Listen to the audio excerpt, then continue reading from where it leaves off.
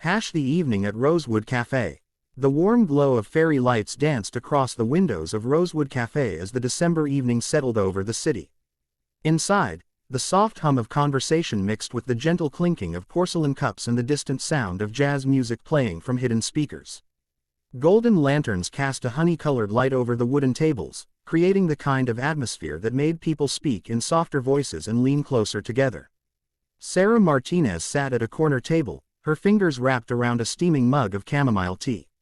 The beige coat she wore over her blue dress hung loosely around her shoulders, as if she had forgotten to take it off entirely.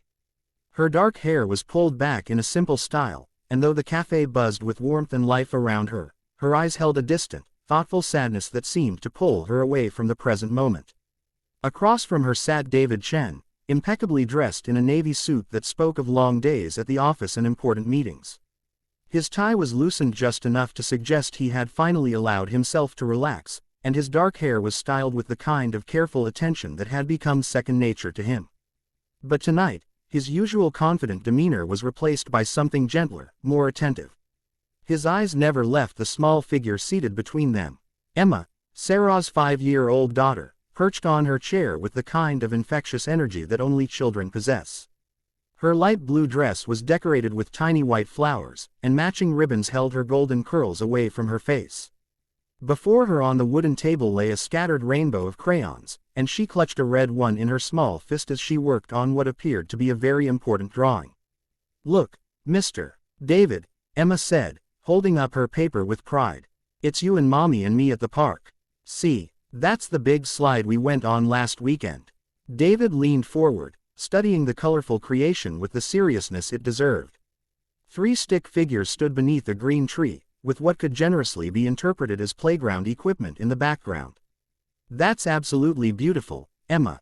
You remembered everything perfectly." The little girl beamed at his praise, already reaching for a purple crayon to add more details to her masterpiece. She had taken to David immediately when Sarah first introduced them 3 months ago, drawn by his patient way of listening to her stories and his genuine interest in her endless supply of questions about everything from why birds could fly to whether clouds ever got tired. Sarah watched this exchange with mixed emotions swirling in her chest. She had been a single mother since Emma was 2, navigating the complex world of work, parenting, and trying to build a life that felt stable and whole. Meeting David had been unexpected. He was kind, successful, and genuinely cared about both her and Emma. By all accounts, he was exactly the kind of man she should be grateful to have in her life. So why did she feel this persistent ache of uncertainty? "You're quiet tonight," David observed, his voice gentle as Emma became absorbed in adding purple flowers to her drawing. He wrapped his hands around his coffee cup, the steam rising between them like a soft barrier. Sarah managed a small smile.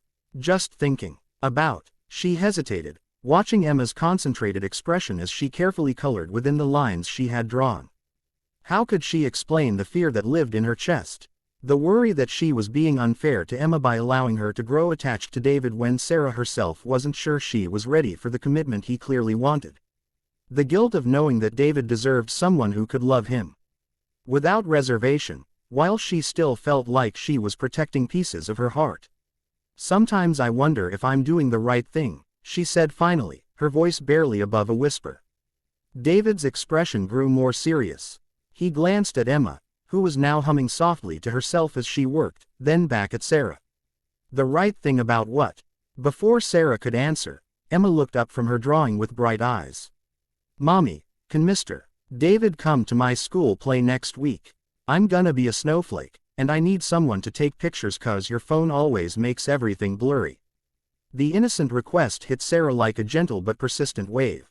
She saw David's face light up at the invitation, saw how naturally Emma included him in their lives, and felt the weight of the decision she had been avoiding for weeks. "We'll see, sweetheart," Sarah said softly. But Emma, with the persistence that only children possess, wasn't satisfied with that answer. "He can sit with you in the good seats. And maybe after, we can all go for ice cream like we did after my doctor appointment.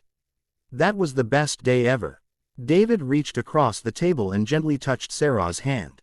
"Sarah, what are you really afraid of?" The question hung in the warm air between them, surrounded by the soft conversations of other cafe patrons and the gentle tinkle of the fairy lights above. Sarah felt tears prick at the eyes, not from sadness exactly, but from the overwhelming realization that she had been so focused on protecting herself and Emma from potential hurt that she had been missing the beautiful reality of what was actually happening. "I'm afraid of making promises I might not be able to keep," she admitted. "I'm afraid of letting Emma get too attached if this doesn't work out. I'm afraid of not being ready when you clearly are." David squeezed her hand gently. "What if we don't make any promises tonight? What if we just keep taking it one day at a time? One school play, one ice cream trip, one drawing session at a time." Emma looked up from her artwork, sensing the serious tone of their conversation even if she didn't understand it entirely. "Are you sad, Mommy?" Sarah reached over and smoothed her daughter's hair. "No, baby, I'm just thinking about how lucky we are." "Lucky how?" Sarah looked around the cafe, at the warm lights and the peaceful atmosphere, at David's patient, understanding face, at her daughter's trusting eyes. "Lucky to have good friends. Lucky to have nice places to draw pictures. Lucky to have each other." Emma nodded solemnly, as if this made perfect sense, then returned to her drawing with renewed focus. She added a yellow sun to the corner of her paper, its rays stretching across the sky she had created. David smiled, understanding passing between him and Sarah like a shared secret.